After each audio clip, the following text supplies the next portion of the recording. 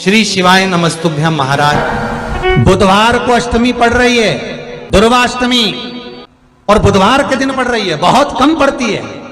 निवेदन है आपसे, जिन लड़के और लड़की का विवाह नहीं होता हो, बुधवार के दिन जब अष्टमी पड़े, महाराज एक हाथ में हरी मूंग लेकर उसमें सात दुर्वा हाथ में लेकर चंद्रमा के ऊपर से छत पर जाकर 7 बार उतार कर जो गणेश जी के मंदिर में विवाह की कामना कर कर चढ़ा देते हैं, शास्त्र कहता है उसका विवाह 4 महीने के अंदर पक्का हो जाता है। महाराज 4 से ज्यादा 6 महीना लगेगा और विवाह पक्का हो जाए। जिन लड़का लड़की का विवाह नहीं हो रहा, बालचंद्र का स्मरण करें, गणेश चंद्र का स्मरण। बुधवार के दिन अष्टमी तिथि के दिन ये दुर्वा जो मुझे देगा वो वैभव प्राप्त करेगा, जो दुर्वा मुझे समर्पित करेगा उसके जीवन में रोग दूर हटेगा।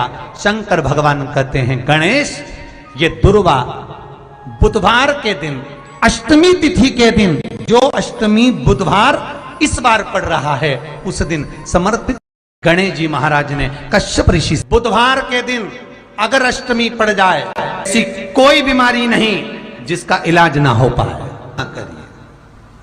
हरा मूंग की कटोरी भर लो, गुड़ की एक बाटी उस पर रखो, 5 बेलपत्र रख लो, और जिस व्यक्ति को बहुत भारी बीमारी है, कैंसर जैसा रोग भी है, किडनी लीवर जो भी उसके खराब हो रहे हैं, कोई तकलीफ है, 21 बार शरीर पर से उतार कर महाराज सीधे हाथ में रखकर नाम गोत्र खुद का बोलकर और भगवान से गणेश जी से विनती कर कर अष्टमी तिथि के दिन, बुधवार के दिन जो भी आ रही है, उसको गणेश जी के मंदिर में पहुंच। किसी भी अष्टमी तिथि को 12 महीने में शुक्ल पक्ष कृष्ण पक्ष की अष्टमी तिथि पड़ती है।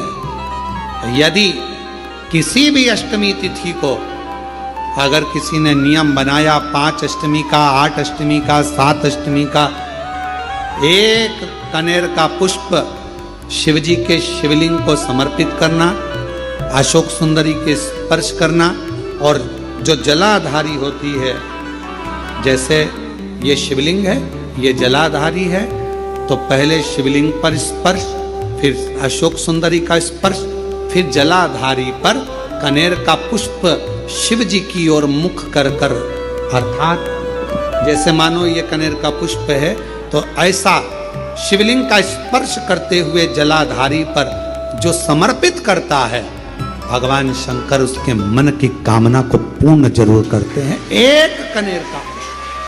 बिल्ली रास्ता काट गई,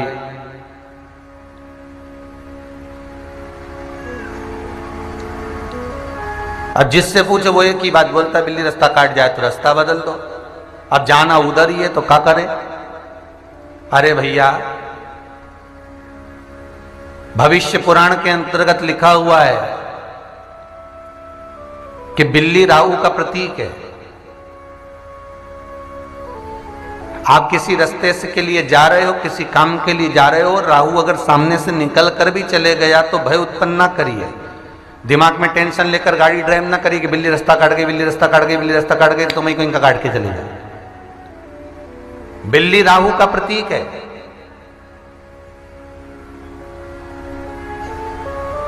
और राहु शंकर की जटा में बैठा है। आपको पहले कथा में कहा था, जब मंथन के समय पर मंथन हुआ तो चंद्र भगवान शिव के पास आकर बोले कि मेरे को राहु ग्रास करने आ रहा है, मैं क्या करूं। शंकर भगवान बोले काहे को चिंता करता है, मेरी जटा में बैठ जाए। शंकर भगवान की जटा पर चंद्र आकर विराजमान हो गया। थोड़ी देर बाद राहु आ गए। राहु ने कहा भोलेनाथ मैं भी आपके साथ रहना चाहता हूं। भगवान ने कहा तू भी बैठ जा जटा के अंदर। अब शंकर तो शंकर सबके लिए, बाबा भोलेनाथ जी सबके प्रति, कोई छोटा है, बड़ा है, अमीर है, गरीब है, राक्षस है, देव है, उसको कोई मतलब नहीं, बस वो आया शरण में और शिव ने लिया, तू भी बैठ जा। अब राहु अंदर बैठा और चंद्र बाहर। चंद्र को इतना भय लग रहा था राहु से कि चंद्र के पसीने निकल रहे थे। अब वो चंद्र ने जो अमृत पिया था और अमृत का पसीना जब राहु को मिल रहा था, राहु उस पसीने को पीते जा रहा था, तो राहु के मुंडे शंकर जी के गले में पड़ते जा रहे थे। शंकर जी के गले में दो तरह के मुंडे होते हैं, एक मूंछ वाला मुंडा और एक कपाल का मुंडा, हड्डी का मुंडा, कपाल का। तो जो कपाल का मुंडा है वो शंकर जी के गले में भगवान शंकर की अर्धांगिनियों के हैं, और जो मूंछ वाला मुंडा है वो जो राहु अंदर बैठा था उसके जो मुंडे अमृत के कारण कटे हुए मुंडे शंकर जी के गले में पड़ रहे थे, वो मुंडों की माला शिव जी के गले में। हमारे कालाधिपति महाकाल राजा के गले में आप दोनों तरह के मुंडे देख सकते हो। कभी उनकी स्वरूप का दर्शन करना आप महाकाल बाबा का, तो कभी उनको हड्डी का मुंडा, हड्डी जैसा स्वरूप चांदी का, या कभी मूंछ वाला मुंडा बाबा को पहनाते हैं। उस स्वरूप का स्मरण, उस स्वरूप का सुख। तो मान लो अगर काट भी गई बिल्ली रास्ता, तो शिव का स्मरण करो ना भाई, शंकर को जपो, राहु का स्मरण कर लो एक बार, श्री राहुवे नमः। बिल्ली रास्ता काट गई, काट जान दो, शिव का स्मरण करो और चलते जाओ अपने मार्ग की ओर, और चलते जाओ अपने मार्ग की ओर। हम अपने मार्ग को विच्छिन्न ना करें। बुधवार के दिन अष्टमी तिथि पड़ रही है, दुर्वाष्टमी। जिसके घर में शांति ही ना रहती हो, सुख ही नहीं है, क्लेश 24 घंटे बना हुआ है, घर में ना कोई बात ना कोई प्रसंग, उसके बाद भी सबका मुंह फूला हुआ है, उसके बाद भी सबका चेहरा उतरा हुआ है।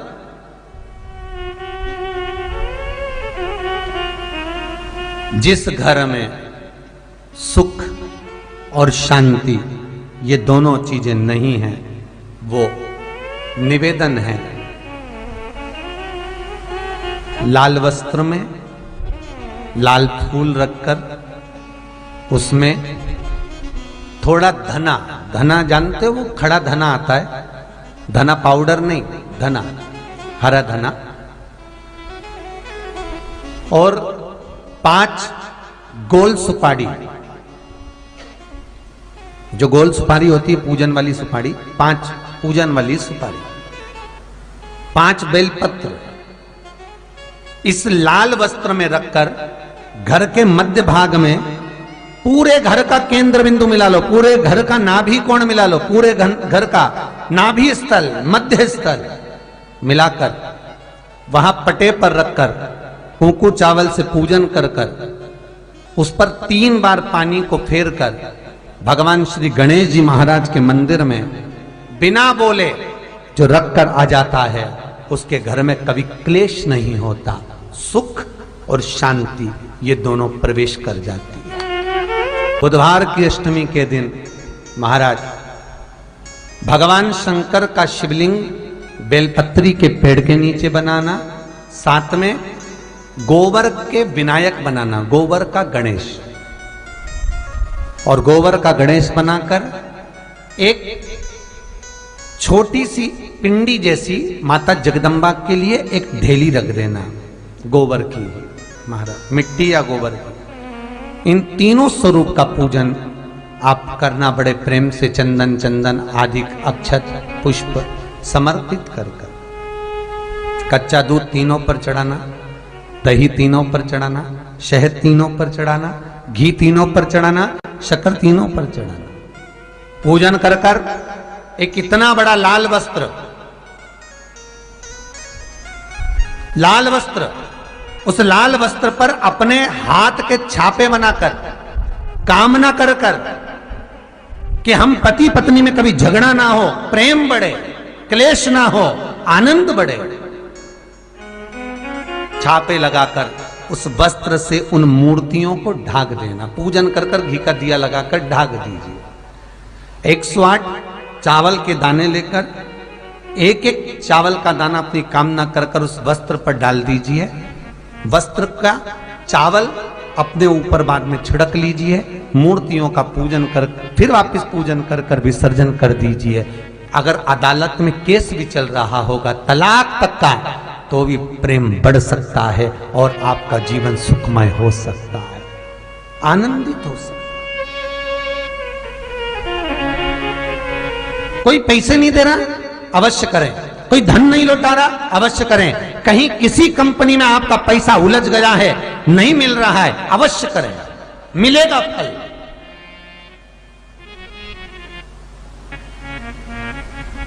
लाखों रुपए डूब रहे हैं, एक बार करने में क्या जाता है, निकल आएगा पैसा। काम ना कर कर करिए। वो सियोर वाला महाराज कहता है कथा में, चिल्ला चिल्ला कर बोलता है कि शंकर पर विश्वास कर कर देखो, और कथा सुनकर हम पूजन कर रहे हैं। विश्वास रखना, भगवान करेगा पूरा, पर विश्वास रखकर करोगे। बुधवार को अष्टमी तिथि है, आज भैरव अष्टमी की सबको बहुत बहुत बधाई हो। बाबा की बहुत कृपा, सब कर गई। मुझे प्रकट क्यों करा, किस लिए प्रकट किया? जिस समय पर काल भैरव प्रकट कर 64 योगिनियां नृत्य कर रही हैं, मां कंकाली काली भी नृत्य कर रही है, देवियां सब प्रसन्न है, देवता स्तुत है,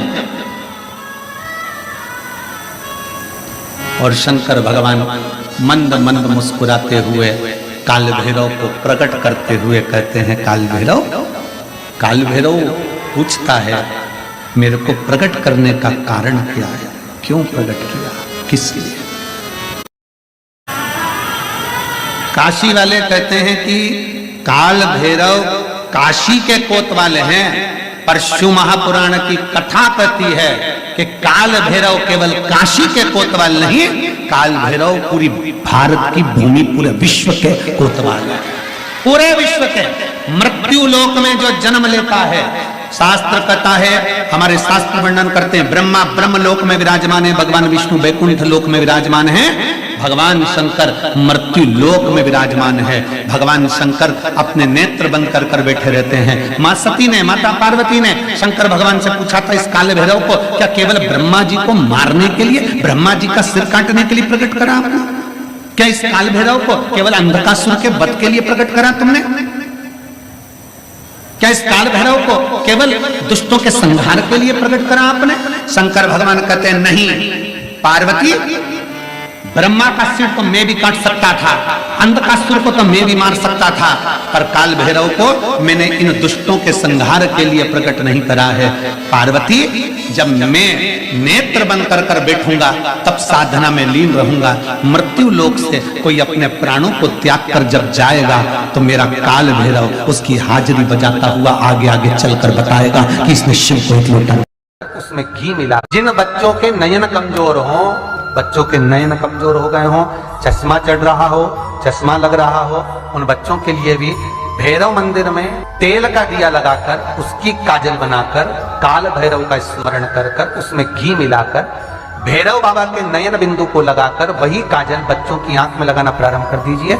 नेत्र की रोशनी अपने आप बढ़ना प्रारंभ। काल भैरव का स्मरण, पर डॉक्टर को जांच जरूर कराना हो, कहीं सियोर वाला हमारा झूठ तो नहीं बोल। काल भैरव भगवान का नाम उच्चारण करना, कैसा भी चर्म रोग हो, कैसी भी बीमारी शरीर की चमड़ी से जुड़ी हुई अगर हो गई है, काल भैरव भगवान का स्मरण फल देता। भैरव भगवान का नाम लेकर जल समर्पित कर कर, मां भैरवी का स्मरण कर कर जल की धार का स्मरण।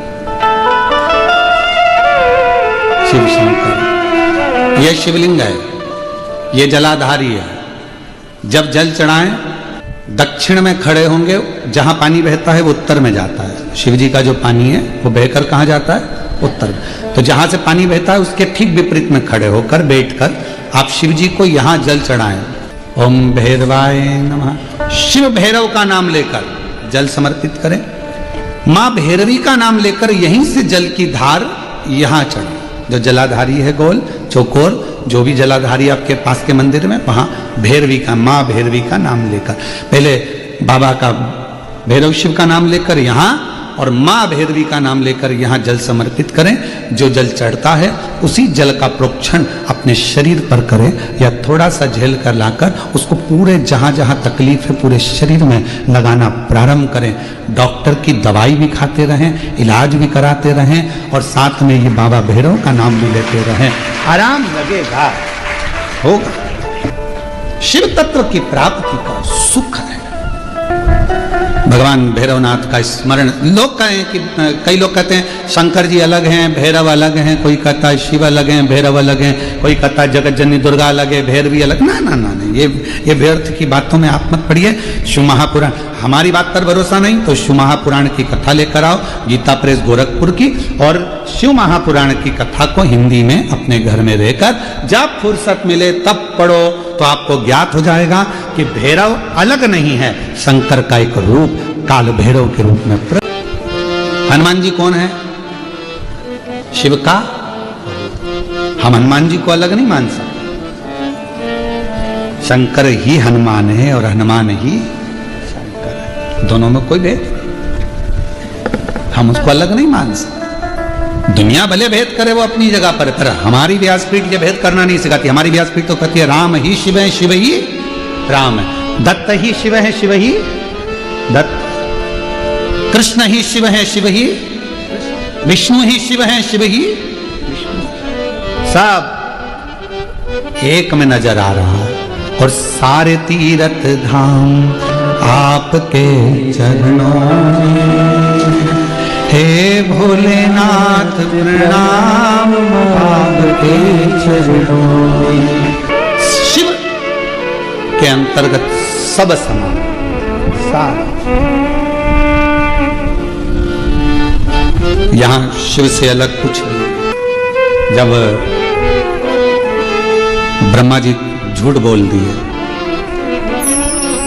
ये शिवलिंग में से निकली हुई वाणी असत्य है, तब मेरे देव अधिदेव महादेव भगवान शंकर ने अपना स्वयं, मेरे शिव जी ने अपने ही अंगुष्ठ भाग से, स्वयं अंगुष्ठ भाग से काल भैरव को प्रकट किया।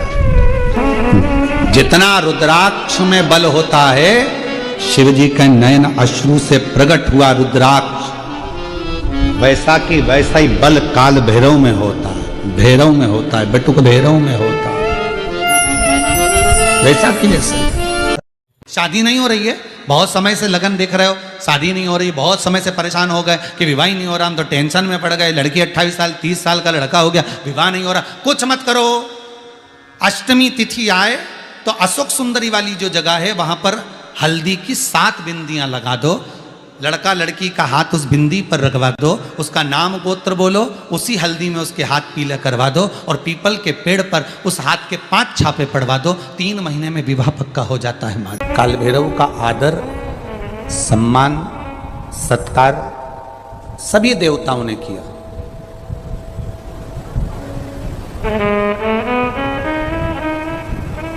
भैरव क्षेत्र का देवता होता है, सारे देवताओं ने उनका आदर करा, इंद्र ने उनका सम्मान करा, इंद्र उनकी सेवा में लगे, वायु देव, गरुण देव, वरुण देव, जितने भी देवता हैं सब ने उनका आदर करा। अब आदर करते करते करते करते माता लक्ष्मी जी ने भी काल भैरव को निमंत्रण दिया। इस कथा को अपनी जिंदगी में उतारना जरूर। काल भैरव का निमंत्रण माता लक्ष्मी जी ने दिया और माता लक्ष्मी जी ने काल भैरव को निमंत्रण दिया कि काल भैरव आप बैकुंठ में पधारो और बैकुंठ की भूमि को आप पधार कर आनंदित करिए। तो भैरव का काम क्या है? शंकर भगवान ने क्या केवल एक ब्रह्मा जी का सिर काटने के लिए काल भैरव को प्रकट करा? केवल एक कार्य के लिए ब्रह्मा जी ने, भगवान शिव जी ने काल भैरव को प्रकट करा? केवल एक काम के लिए? नहीं, मेरा भोलेनाथ एक कार्य के लिए काल भैरव को कभी प्रकट नहीं कर सकता, क्योंकि मेरे भोलेनाथ ने जब जब जो काम किया है वो संपूर्ण ब्रह्मांड के कल्याण के लिए किया है। इसलिए ब्रह्मा के सिर काटने के लिए, अकेले केवल ब्रह्मा का सिर काटने के लिए भगवान काल भैरव को प्रकट नहीं कर सकते। तब काल भैरव के प्रकट होने का कारण क्या है? भैरव के प्रकट होने का कारण क्या है? भैरव जी के प्रकट होने का कारण क्या है? भैरव प्रकट क्यों हुए हैं? तो शंकर भगवान जब काल भैरव जब नारायण के यहाँ बैकुंठ में गए और भगवान बैकुंठ में जब पहुंचे तो लक्ष्मी जी ने भगवान नारायण से पूछा, प्रभु मेरे मन के संशय को मिटाइए, ये भैरव प्रकट क्यों हुए हैं? केवल ब्रह्मा का सिर काटने के लिए?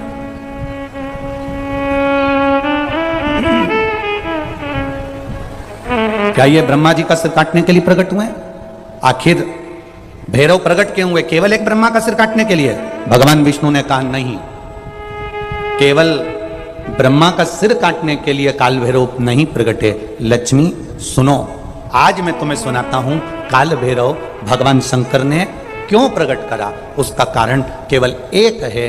जब देव अधिदेव महादेव अपने नेत्र बंद कर कर बैठ जाते हैं और समाधि में लीन हो जाते हैं, साधना में लीन हो जाते हैं, तब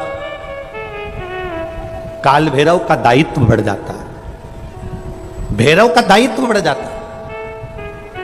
और भैरव का क्या दायित्व बढ़ता है? तो सुनो लक्ष्मी, भैरव का दायित्व यह बढ़ जाता है कि जो शंकर के शिवालय में पहुंचता है, जो शंकर के शिवालय में पांव रखता है, जो शंकर के शिवालय में अंदर पहुंचकर शिवालय में अपना चरण रखते रखते रखते रखते दहली से जब अंदर जाता है और शिवालय में शंकर भगवान के शिवलिंग की आराधना करता है, जल चढ़ाता है, शमी पत्र चढ़ाता है, बेल पत्र चढ़ाता है, कमल पुष्प चढ़ाता है, भगवान की श्रृंगार कर कर चंदन अबीर गंध से जो पूजन करता है भगवान की, जब वो अंदर प्रवेश करता है तो भैरव का दायित्व ये हो जाता है कि उसके दुख को भैरव उसी समय पर भक्षण कर लेता है और उसको सुख देकर भेज देता है। ये जो गर्भ में जो ज्ञान आता है ना बच्चों को, ये गर्भवती नारी जो स्मरण करती है, साधना करती है, उससे प्राप्त हो।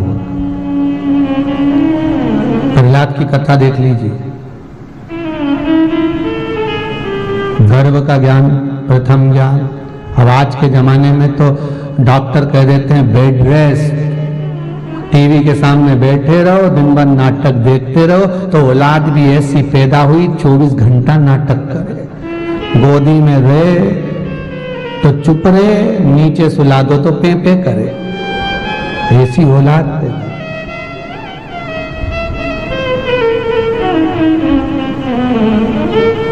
जैसे नाटक बहू बच्चों को जन्म देने के समय पर करती है, वैसे ही नाटक उसकी औलाद उस बहू के सामने करती है। तुमने मेरे को कुछ भा नहीं दिया, मैं कुछ नहीं खाऊंगी, भूखी रहेगी, बाजार से मंगा कर खाएगी, तो औलाद भी ऐसी पैदा हुई। घर का भाई नहीं, औलाद का मीन मीन खिला दो, समझ गए? औलाद अब पंडित जी से पूछ रही, गुरुजी ये कुछ खाता ही नहीं, चिड़चिड़ा हो गया। तो गुरुजी इतना पूछ ले, जब ये पैदा हुआ था तू कैसी थी? तेरा बता। 9 महीना जब ये गर्भ में रहा तो तू चिड़चिड़ तो नहीं करी? भोजन भाया कि नहीं भाया? घर का तो खाती नहीं थी, पति से कहती थी मेरे को कुछ अच्छा खाने का मन कर रहा, वो भी बेचारा जेब में भर के लिया था, चुपचाप से खिला दे बस। जैसे बच्चे को जन्म देते समय माता के लक्षण रहेंगे, औलाद में वही तो आएंगे। जी जी तुम ही बोलो, अच्छा है, सही है कि गलत है? फिर बोला अब तुम अंदाजा लगा अपनी अपनी औलाद को देख के कि जब ये गर्भ में था तुम कह रही बाजार का मत खाओ, बाजार का मत खाओ, बाजार का मत खाओ, और वो उतना ही खाए। मतलब तुमने भी जब गर्भ में था। श्री शिवाय नमस्तुभ्यम। सभी माताओं, बहनों और भक्तजनों से हाथ जोड़कर निवेदन है कि अगर आप इस वीडियो को YouTube पर देख रहे हैं तो इसे लाइक करें और हमारे चैनल को सब्सक्राइब करना न भूलें। भविष्य में आने वाले वीडियो की जानकारी के लिए बेल आइकॉन दबाएं। कमेंट बॉक्स में हर हर महादेव अवश्य लिखें और इस पुण्य के कार्य में अपने दोस्तों और परिवार को भी शामिल करें। इस वीडियो को उनके साथ शेयर करें ताकि वे भी इसे सुनकर लाभ उठा सकें। श्री शिवाय नमस्तुभ्यम। हर हर महादेव।